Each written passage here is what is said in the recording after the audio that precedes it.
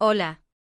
Antes de comenzar con esta historia, me gustaría que le hicieras like a este vídeo y te suscribas para poder subir más contenido como este. Novela. Hermana, en esta vida yo soy la reina. Episodio 178, el hijo que será la cabeza de familia y el que no. Hermana. Soy la anfitriona interina de esta casa. Hermana, ¿de verdad me consideras tu hermana? A medida que Isabella comenzaba a recuperar su posición en la sociedad, recuperó su antigua fuerza. Aunque aún no era como antes, su actitud regresó rápidamente. Seamos claros, no eres la anfitriona interina, solo estás a cargo de las finanzas. ¿De verdad crees que eres nuestra madre o algo así? No presumas con el dinero de papá. Hipólito, quien regresó a casa con Isabella, también se puso del lado de su hermana menor con una expresión sombría. Cuando se escuchó un fuerte ruido en la entrada, los sirvientes comenzaron a reunirse sigilosamente para presenciar la pelea. Ariadne comenzó a sentirse molesta por esta situación. Pensó que había mantenido a los sirvientes bajo estricta disciplina, pero tan pronto como los miembros de la familia levantaron la voz, vinieron a escuchar con atención. No estaban debidamente entrenados. Le preocupaba aún más que hubiera invitados en casa. Sorprendentemente no le molestaba mucho que Isabella e Hipólito actuaran así. Así como un perro come heces y un cerdo no es limpio, esos hermanos simplemente estaban actuando como ellos mismos. Aunque no soy la madre de ustedes dos, tengo el deber de supervisar el interior y el exterior para la salud y el bienestar de los miembros de la familia. Ella miró a Isabella e Hipólito con calma y dijo: Actualmente una plaga está asolando Taranto y las regiones del sur. Está avanzando hacia el norte. Los centros de ayuda son lugares vulnerables a las enfermedades. No se sabe cuándo ni dónde estallará la infección. Por el momento es apropiado abstenerse de salir, y más aún de las actividades de voluntariado en los centros de ayuda. No pongan en peligro a los miembros de la familia. La plaga de Taranto, de aquí a Taranto hay más de 280 millas, unos 500 kilómetros. Hipólito exclamó con incredulidad. Tú, como eres una niña y solo estás encerrada en casa, parece que no tienes sentido de la distancia. ¿Sabes cuánto tiempo tardaría la plaga en llegar de Taranto a San Carlo? Solo estás buscando excusas. Ariadne había verificado y recopilado la velocidad de los movimientos militares durante el golpe de César. El sarcasmo de Hipólito era simplemente ridículo. Ella los miró sin el menor atisbo de emoción. Tú tanto me odias. Al darse cuenta de que los sirvientes se habían reunido para observar, Isabella cambió repentinamente su actitud y dijo con voz débil.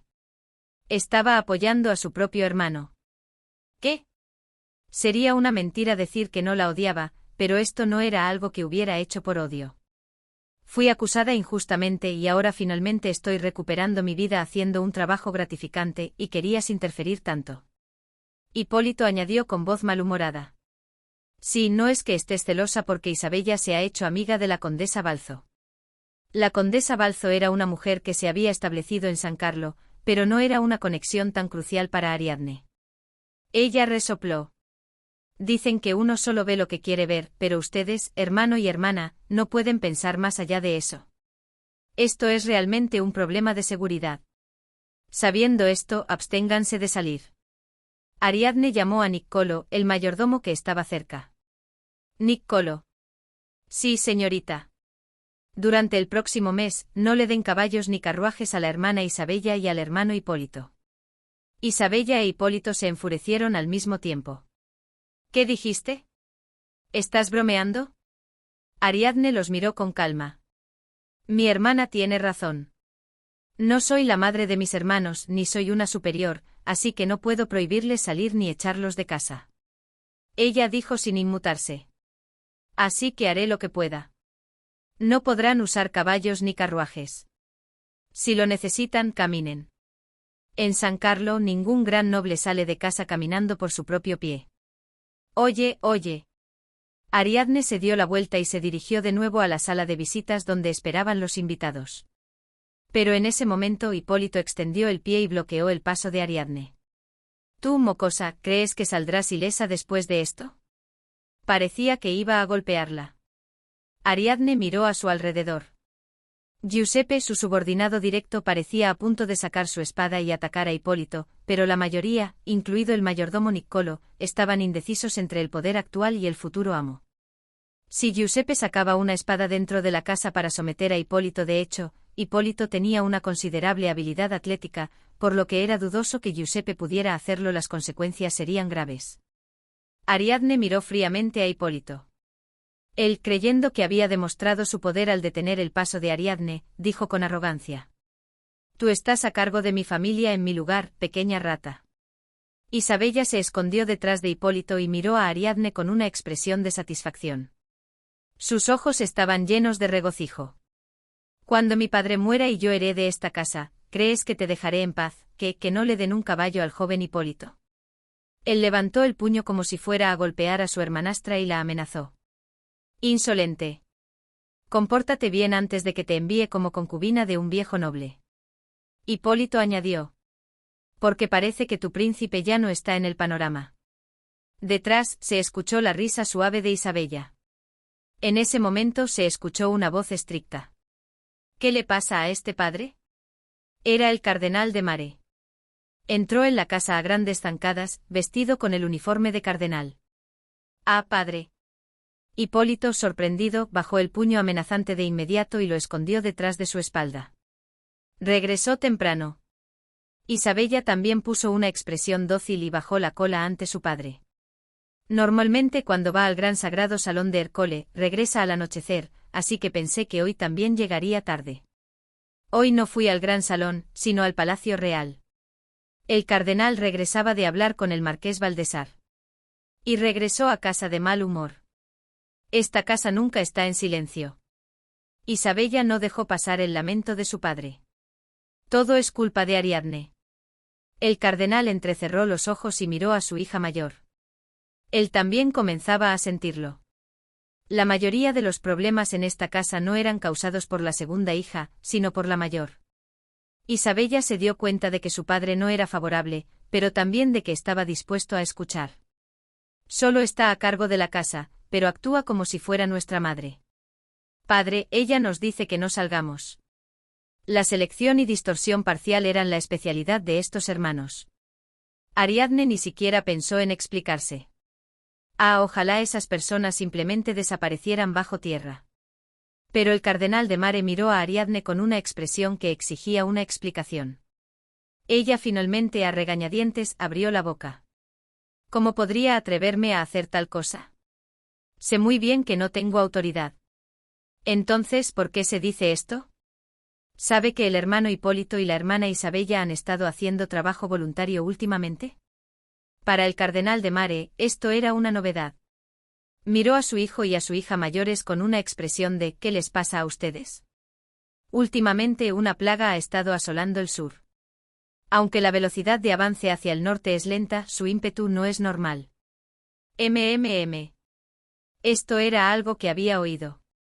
Los obispos y sacerdotes de las diócesis del sur clamaban y pedían ayuda a San Carlo. La plaga suele comenzar en los barrios pobres. Por el momento se considera apropiado controlar el interior y el exterior de la casa y prohibir la entrada a lugares peligrosos. Entonces, ¿intentaste persuadir amablemente a Hipólito e Isabella de que no fueran a los barrios pobres? Ariadne se quedó sin palabras por un momento y miró al cardenal. Al principio sí. No mientas. La voz aguda de Isabella perforó el techo de la entrada. Tú le dijiste directamente a Isabella que deje de hacer trabajo voluntario. Hipólito apoyó a su hermana y aprovechó la oportunidad para delatarla. Isabella le puso especias de inmediato. Solo en esos momentos eran hermanos que trabajaban bien juntos. Y cuando le pregunté por qué lo decides tú, le dije al mayordomo que no permitiera que mi hermano Hipólito y mi hermana Isabella usaran los caballos y el carruaje de la casa. Esa mocosa nacida de una sirvienta no conoce su lugar. Hipólito resopló. El cardenal de Mare chasqueó la lengua. Parecía una imagen de lo que pudo haber sucedido. Ariadne. Sí. Tu juicio es bueno. No es propio de tu edad. Seguramente vendría algo más. Pero. Ah, claro. Eres demasiado fuerte. Pareces un ariete. Una niña debe aprender la docilidad al convertirse en mujer adulta.